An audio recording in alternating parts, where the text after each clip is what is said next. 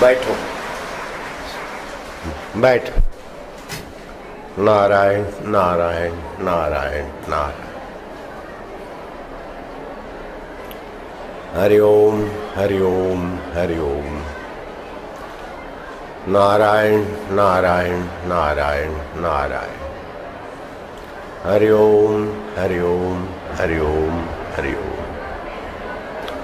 ओम नमो भगवते वासुदेवाय। ओम नमो भगवते वासुदेवाय। वासुदेवाय प्रीति देवाय माधुर्य देवाय मम देवाय प्रभु देवाय। ओम नमो भगवते वासुदेवाय।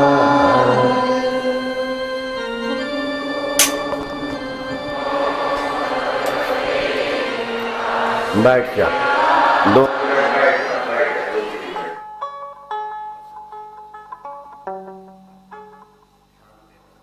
ऐसा साधन है। वो क्या साधन है? नाम जपत मंगल दिशा दसों। भगवन नाम और भगवत ज्ञान और भगवत प्रीति। भगवान शिव जी ने कहा, उमा राम स्वभाव जे ही जाना, ताही भजन तजी भावन आना।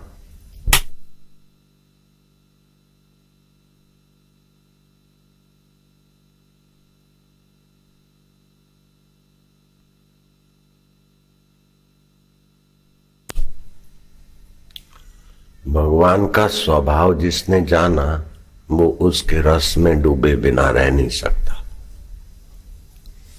और संसार का स्वभाव जाना तो उससे मन उपराम हुए बिना वह रहेगा नहीं। संसार क्या है? दुखों से भरा है, धोखे से भरा है। पत्नी कितनी भी प्यारी है फिर भी कुछ न कुछ पति से छुपा के ही रखती। पति कितना भी पत्नी का भगत है फिर भी कुछ न कुछ पत्नी से छुपा के रखेगा। बिल्कुल पक्की बात। हम भी छुपा के रखते। लो, वो भी छुपा के रखती। तो तुम्हारा क्या हाल होगा? ये संसार कपट से भरा है ना? मानना पड़ेगा। मित्र मित्र से थोड़ा बहुत छुपा के रखता है। कपट है कि नहीं है?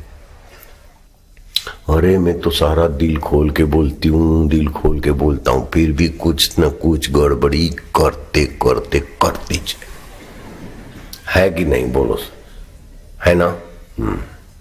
तो संसार धोखे से भरा है, कपट से भरा है, नश्वरता से भरा है, दुखों से भरा है। भगवान राम के पिताजी को भी संसार ने दुख दिया। हाय राम तड़प तड़प के श्वास गए। कृष्ण के जीवन में भी दुख ही दुख आया, लेकिन वो मुस्कुराते रहे। वो जानते इसी का नाम संसार है।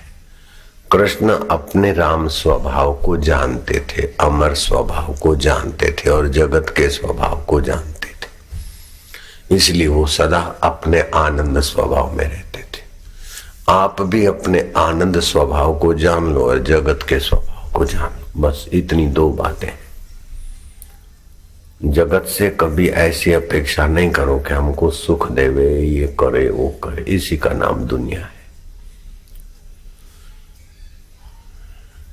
किसी को आग लगे और पेट्रोल पंप पे जावे तो बोले जरा छाट दे, जरा पेट्रोल छाट दे, तो आग बुझेगी नहीं, बढ़ेगी। ऐसे दुख को मिटाने के लिए संसार का सुख चाहता है, दुख दबता है और दुख गहरा बढ़ता है। संसार में जब भी दुख आता है तो लोग सुख की लालच से दुख दबाना चाहते, अथवा तो दूसरे को कोसते कि इसने ऐसा कर दिया, मेरे को दुखी कर दिया, अथवा ऐसा हो जाए तो मेरा दुख मिट जाए। तो दुख आता है और संसार दुखालय से दुख मिटाने की गलती करते। भजन कितना भी करे लेकिन मूल में ये गलती नहीं निकाले तो भजन का जो दिव्यता आनी चाहिए वो नहीं आती। जब भी दुख आए तो संसारी चीजों से अथवा सुख की लालच से दुख को दबाओ मत और दुख में डूबो मत। दुख हारी श्री हरि आनंद स्वरूप है, ज्ञान स्वरूप है, चैतन्य है, शाश्वत है, वहां दुख जाता ही नहीं। दुख आता है शरीर और मन तक, और ये संसार है, बदलता रहता है। जो बदलता है वो संसार है, लेकिन उसको जो जानता है वो आनंद स्वरूप है, चैतन्य स्वरूप है, ज्ञान स्वरूप है। दुख आया उसको भी जानते हैं, ज्ञान स्वरूप है ना। दुख चला गया तो उसको भी हम जानते, तो हम जो जानने वाले हैं वही राम स्वभाव है। तो एक नित्य वस्तु है, दूसरी माया अनित्य है। तो नित्य के स्वभाव को जानो और अनित्य से ममता आसक्ति छोड़कर उसका उपयोग करो। अनित्यानि शरीराणि, शरीर सारे अनित्य है, वैभव शाश्वत नहीं, और हर रोज मौत के तरफ बढ़ रहे हैं। ये संसार का स्वभाव है।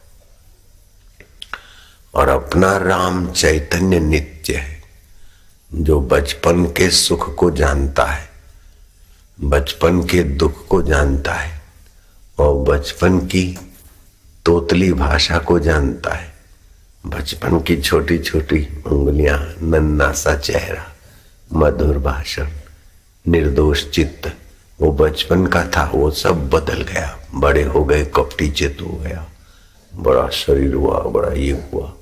उस सब को बदलने वाले को जो जानता है वो रोम रोम में रम रहा है, वो राम है, वो ज्ञान स्वरूप है, आनंद स्वरूप है, चैतन्य स्वरूप है, मेरे परम हितैषी है, प्राणी मात्र के मंगल करने वाले।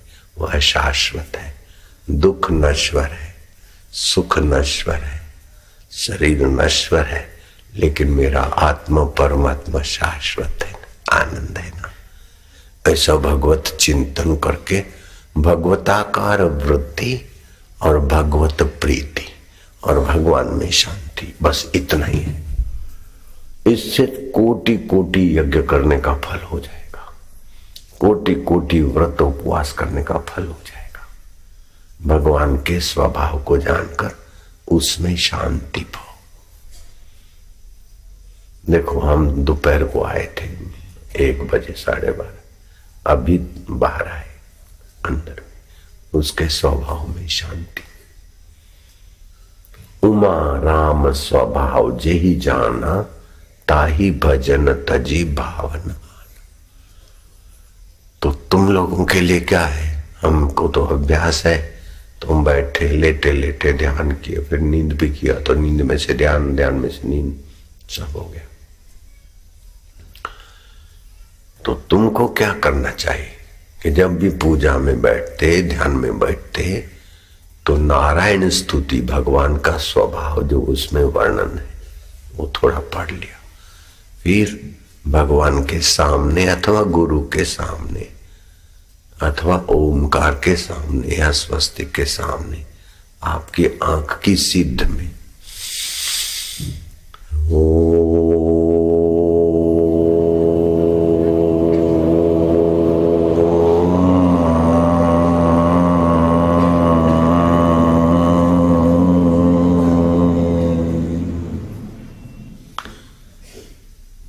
हरि ओम। तो हरि और ओम के मां के बीच जो लगातार उच्चारण होगा उसमें संसार का संकल्प विकल्प नहीं घुस सकेगा। भगवान के ज्ञान सत्ता और चैतन्य सत्ता, प्रेम सत्ता ही रहेगी। कमर सीधी, गर्दन सीधी।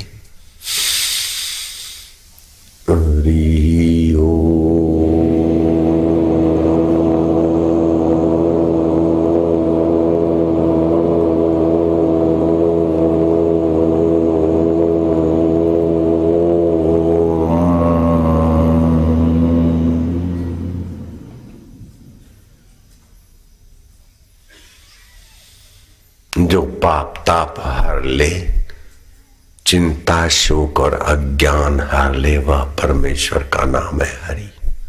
ओम माना अनंत ब्रह्मांडों में जो व्याप रहे, देवी देवता ब्रह्मा विष्णु महेश का जो आत्मा बनकर बैठे हैं,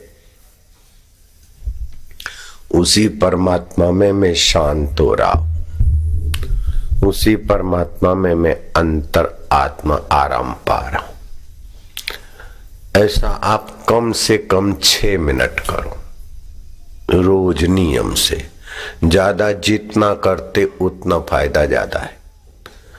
उस 6 मिनट में आंख की पुतली, पलके तो गिरेगा लेकिन आंख इधर न जाए उधर न जाए, ऊपर न जाए नीचे न जाए, एकदम सीधी। मन तुम्हारा भगवत शांति में आएगा, समस्याओं का समाधान भी होगा, दुख की चोटें पहले जैसी नहीं लगेगी, सुख का और विकारों का आकर्षण पहले जैसा नहीं होगा। जो जो भगवत सत्ता के साथ एकाकार होगा, त्यों त्यों संसार का प्रभाव कम हो जाएगा। अगर सुबह शाम दोपहर ये 3 टाइम करते और प्राणायाम करते तो गजब हो जाएगा 5 सप्ताह में। लोग 5 साल 50 साल से जो करते हैं वो अपनी जगह पर, वारकरी का करते हैं अच्छा है, पैदल जाते हैं अच्छा है, लेकिन वो शरीर को सताने और थकाने वाली कलयुग में ये जो साधना है सबके बश की नहीं। ये स्थूल साधना है, शरीर को दूर यात्रा में ले जाना, एकादशी करना, व्रत करना। एकादशी करो, व्रत करो, लेकिन शरीर को ज्यादा कष्ट न पड़े और शरीर में और मन में ज्यादा परिश्रम न पड़े, थोड़ी शांति मिले। इसको बोलते विश्रांति योग। गीता में इसकी बड़ी भारी महिमा है। न किंचित अपि चिंतयेत, इसमें आप खाली चुप हो जाना है, कुछ चिंतन नहीं करना है। जैसे दिन भर करते, रात को क्या करते, कुछ नहीं करते, चुप हो जाते, तो दिन की थकान मिट जाती और सुबह ताजगी आ जाती। लेकिन वो निद्रा है, ना समझी में जाकर मन डूब जाता है। यहां भगवान में मन डूबेगा और चुप।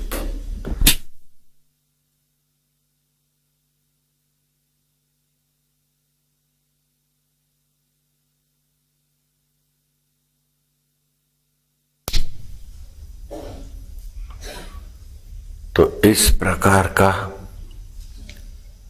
भगवत ज्ञान, भगवत प्रीति और भगवत विश्रांति, ये बहुत कल्याण करेगा। क्षिप्रम भवति धर्मात्मा, जल्दी धर्म के फल को पाने वाला धर्मात्मा बन जाएगा साधक। फिर जरूरी है उतना बोलो, ज्यादा वाणी का खर्च ना करो। जरूरी है तबियत के अनुकूल वही खाओ। इस सीजन में बाहरी खुराक खाने से चाहे साधक हो चाहे बापूजी हो, तबियत गड़बड़ होता है। मेरा तबियत अभी गड़बड़ चल रहा है। रात को 12-1 बजे तक परिश्रम पड़ता था और जैसा कोई उसने बनाया तो खाना पड़े, तो जरा तबियत ऐसे ही चलता है। फिर भी युक्ति करके जरा ठीक हो जाता है। तो तबियत गड़बड़ हो तो क्या खाया था, क्या गलती किया था, थोड़ा उपवास कर दे, थोड़ा आराम कर दे, तबियत ठीक हो जाता है। ऐसे ही मन में कुछ दुख आया, चिंता है, तो क्या कारण है? जगत से दुख मिटाना चाहते, अपना आग्रह है, बेवकूफी। बेवकूफी का नाम ही दुख है। जब भी दुख आए तो समझना ये बेवकूफी का ही मसाला है। दुख और सुख को सच्चा मानना बड़ी बेवकूफी है। सच्चा तो भगवान चैतन्य है। दुख की वृत्ति पैदा होती है।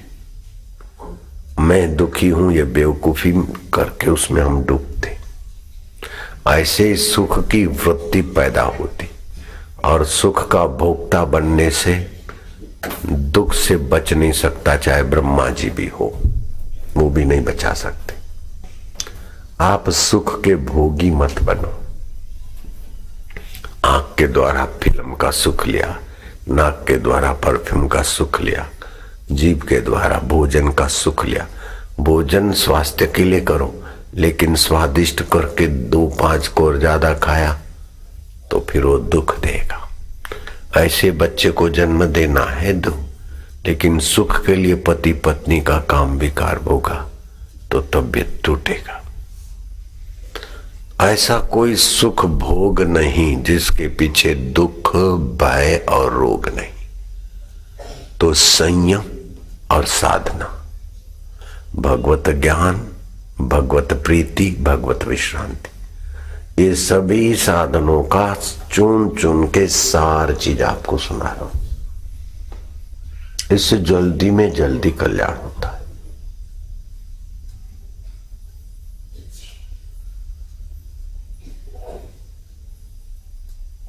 ऐसा हो जाए, ऐसा हो जाए, ऐसा हो जाए, इस कल्पना में मत पड़ो। ऐसा हो जाएगा फिर भी क्या, जो पहले नहीं था हो गया तो बाद में भी नहीं होगा, बदल जाएगा। लेकिन जो पहले था अब भी है, बाद में रहेगा, उसमें आ जाओ, सदा के लिए सुखी। पहले मेरा आत्मा परमात्मा था, बचपन में भी था, अभी भी है, मरने के बाद भी रहेगा। तो जो शाश्वत है उसमें टिक जाओ। नश्वर को बदल बदल के सुखी होने की गलती निकाल दो। गलती का नाम है दुख, गलती का नाम है जन्म मरण, गलती का नाम है पाप। गलती निकालने का इरादा पक्का करो। जब भी दुख आए तो समझ लेना कि गलती से, गलती का फल आया है। दुख आए तो दुख के भोगी ना बनो, दुख का कारण खोजो। परिस्थिति आई और ऐसे आई और मैं चाहता हूं ऐसा नहीं होना चाहिए इसलिए दुख आया। आग्रह है ऐसा होना चाहिए, ऐसा नहीं होता तभी दुखी होते। लेकिन ये संसार है। भगवान कृष्ण जैसों को भी देखो, जन्मते ही पराये घर ले गए। 6 दिन के हुए तो पूतना जहर पिलाने आ गई, 1 महीने के हुए तो झनकासुर, छटकासुर, अगासुर, 17 साल की उम्र तक उपद्रव होते रहे। लेकिन श्री कृष्ण अपने रोम रोम में रमने वाले राम स्वभाव को जानते थे। बंसी बजती रही, दुखों के सिर पर नाचते रहे। ऐसा नहीं कि सब गोपियां प्यार करती थी और मक्खन मिश्री खिलाती थी, और अरे कई गोपियां तो महीने देती थी, कई गोपियां तो गले पड़ती थी, कई गोपियां तो झूठ मूठ में हमको ध्यान लग गया, ये देखो क्या करता है, सबको पागल बनाया है, ऐसा भी करती। और सदा विजय मिलता रहा ऐसा नहीं। कई बार युद्ध में से भगवान को भाग जाना पड़ा और रण छोड़ रहा है नाम पड़ा। और ऐसे भागे तो बलराम और श्री कृष्ण नंगे पैर भागे और पर्वत पर जाकर आए। दुश्मनों को पता चला तो पर्वत के चारों तरफ आग लगा दी। तो कैसे भी करके उसमें से भाग के ऋषियों के आश्रम में वहां सेवा करते, प्रसाद पाते और सत्संग सुनते।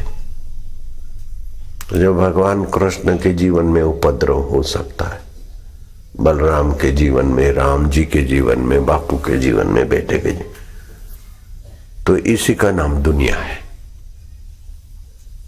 दुखों से, कपट से, धोखे से भरा है। क्यों भरा है? कि इसमें से दुख हारी को जान लो, निष्कपट नारायण को जान लो और अपनी अमरता को पहचान लो। बस दुख में डूबो मत, सुख में डूबो मत, उसको देखने वाले में रहो। तो रोज का कम से कम 6 मिनट आप कर सकते। हरि ओम।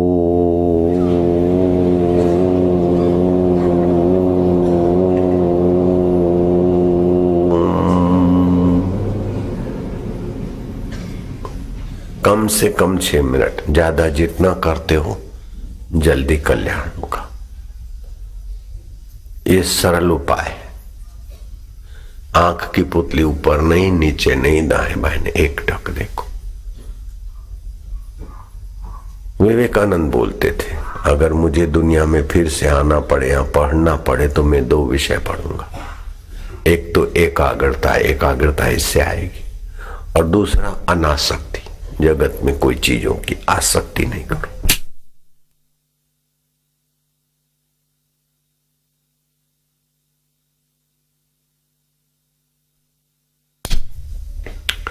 एकाग्रता और अनासक्ति।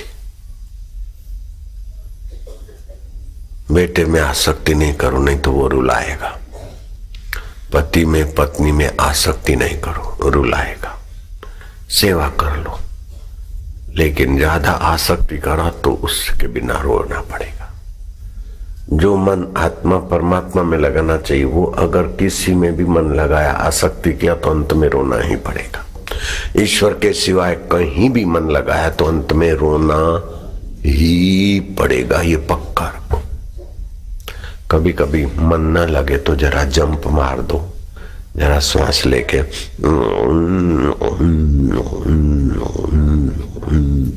ये कर लो,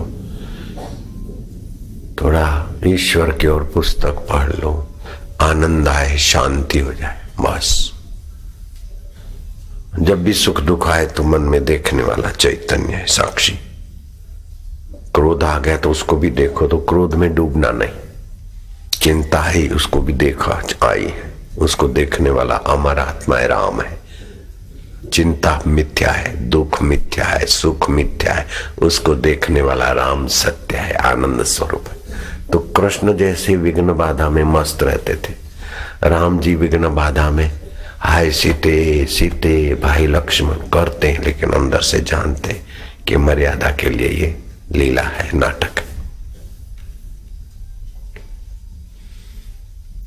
एक गृहस्थी थे, लेकिन वो ज्ञानी हो गए थे। वो शाम शाम को सत्संग करते थे बगीचे में, तो लोग भाग आते थे।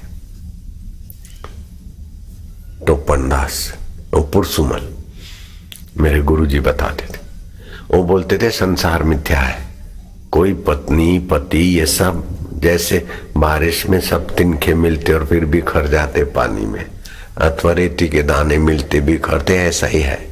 कौन किसका बेटा और कौन किसका बाप और कौन किसका मित्र और कौन किसकी पत्नी है, ये सब ऐसे ही है खिलवाड़। ये सब धोखा है। कोई किसी का बेटा नहीं, कोई किसी का बाप नहीं, ऊपर ऊपर से सोच सोच के बेवकूफ बन रहे लोग। अब उसका पोता मर गया, पुरसुमल का पोता मर गया तो हाय रे पोता जी, मेरे तो तेरे से तो मैं मर जाता तो अच्छा था। अरे मेरे पोता रे पोता, क्या हुआ, कैसा हुआ? अरे भगवान ये क्या कर दिया, बूढ़े बुजुर्ग को तो रख दिया और नन्हे कोमल फूल को तोड़ दिया। अरे भगवान, आए रे, सिर पैर कूटने लगे। तो सत्संगी थे लोग थे, बोले रोज हमको सत्संग देते थे कि कोई किसी का नहीं, और अभी पोते के लिए इतना रोते, इतना सिर कूटते कि वो बहू रो रही थी, बेटा रो रहा था और लोग रो रहे थे, सब चुप हो गए, इसी को बुढ़े को मना रहे। ये कैसे, हमको तो सत्संग में बोलते थे कि कुछ भी नहीं है, सब मिथ्या है और भगवान के स्वभाव में रहो, और यहाँ जरा सा पोता मर गया तो उसके लिए इतना स्यापा कर रहे।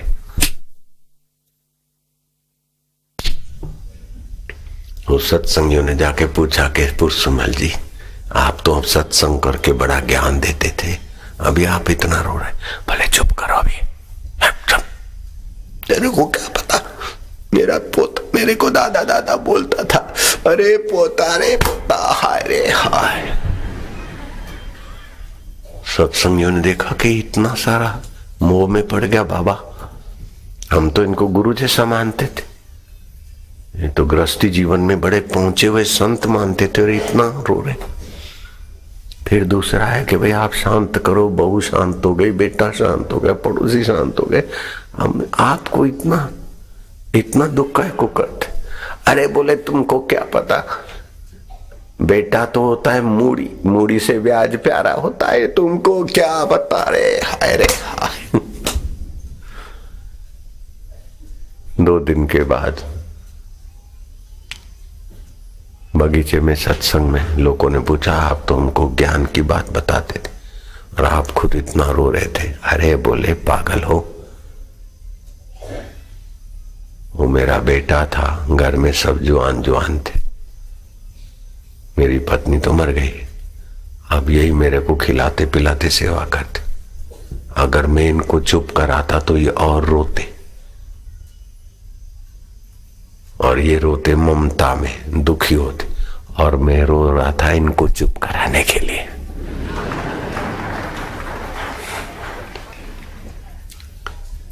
मेरा रोना लीला थी, सबके सब मेरे को चुप कराने में लग गए और मैं उनका चुप कराने का मजा ले रहा था।